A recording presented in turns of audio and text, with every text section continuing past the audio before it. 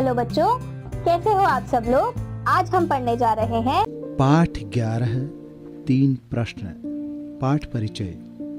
प्रस्तुत कहानी विख्यात रूसी साहित्यकार टॉलस्टॉय के साहित्य से ली गई है।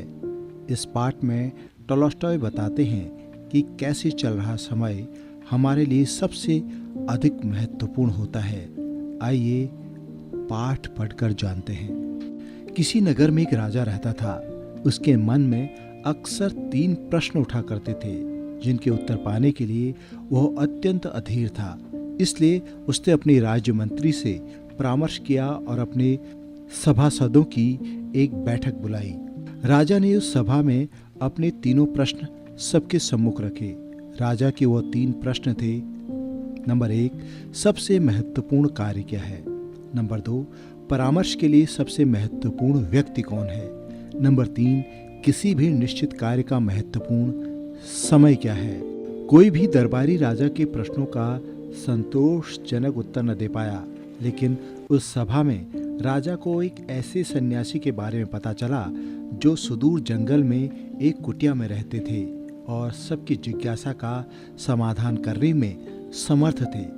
राजा भी साधारण वेश में अपने कुछ सैनिकों एवं गुप्तचरों को साथ लेकर उस सन्यासी के दर्शनों के लिए चल दिया।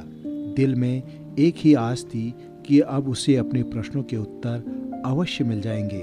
जब वे सन्यासी की कुटिया के समीप पहुंचे तो राजा ने अपने सभी सैनिकों एवं गुप्तचरों को कुटिया से दूर रहने का आदेश दिया और स्वयं अकेले ही आगे चल दिए। राजा ने देखा कि अपनी कुटिया के समीप ही सन्यासी खेत में कुदाल चला रहे हैं। कुछ ही क्षणों में उनकी दृष्टि राजा पर पड़ी। कुदाल चलाते चलाते ही उन्होंने राजा से उसके आने का कारण पूछा और राजा ने भी बड़े आदर से अपने वही 3 प्रश्न सन्यासी को बता दिए। राजा अपने तीनों प्रश्नों के उत्तर की प्रतीक्षा कर ही रहा था कि साधु ने उत्तर न देकर कुदाल लेने का संकेत कर डाला और राजा भी कुदाल लेकर खेत जोतने लगा। आखिरकार राजा को अपने प्रश्नों के उत्तर भी तो चाहिए थे। खेत जोतते जोतते संध्या हो गई। इतने में ही एक घायल व्यक्ति जो खून से लथपथ था और जिसके पेट से खून की धार बह रही थी, वह सन्यासी की शरण में आया। अब सन्यासी और राजा दोनों मिलकर उस घायल को कुटिया में ले गए और उसकी मरहम पट्टी की। दर्द से राहत पाने पर वह घायल व्यक्ति सो गया। प्रातः जब घायल आगंतुक राजा से क्षमा याचना करने लगा तो राजा के आश्चर्य का ठिकाना न रहा। आगंतुक राजा की स्थिति देख तत्काल अपना परिचय देते हुए बोला, कल तक आपको मैं अपना घोर शत्रु मानता था क्योंकि आपने मेरे भाई को फांसी की सजा दी थी। मैं बदले का अवसर ढूंढता रहता था। कल मुझे पता चला कि आप साधारण वेशभूषा में इस साधु के पास आए हैं। आपको मारने के उद्देश्य से मैं यहाँ आया था और एक झाड़ी के पीछे छिप गया था, लेकिन आपके गुप्तचरों ने मुझे पहचान लिया और घातक हथियारों से मुझ पर हमला कर दिया। आपने अपना शत्रु होने के बावजूद भी मेरे प्राणों की रक्षा की।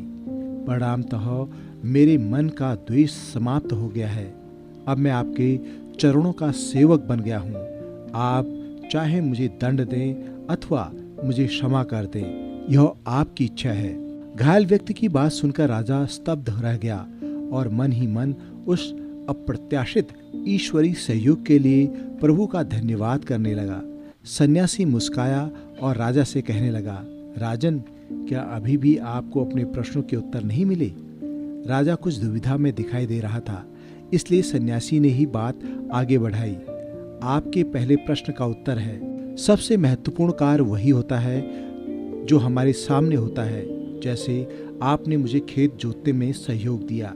यदि आप मुझे सहानुभूति न दिखाते तो आपके जीवन की रक्षा न होती। आपका दूसरा प्रश्न था, परामर्श के लिए महत्वपूर्ण व्यक्ति कौन है, जिसका उत्तर आपको स्वयं ही मिल चुका है। जो व्यक्ति हमारे पास उपस्थित होता है उसी से परामर्श मायने रखता है।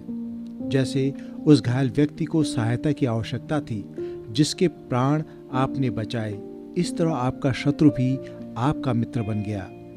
तीसरे प्रश्न का उत्तर यही है कि किसी भी निश्चित कार्य को करने का महत्वपूर्ण समय होता है अभी।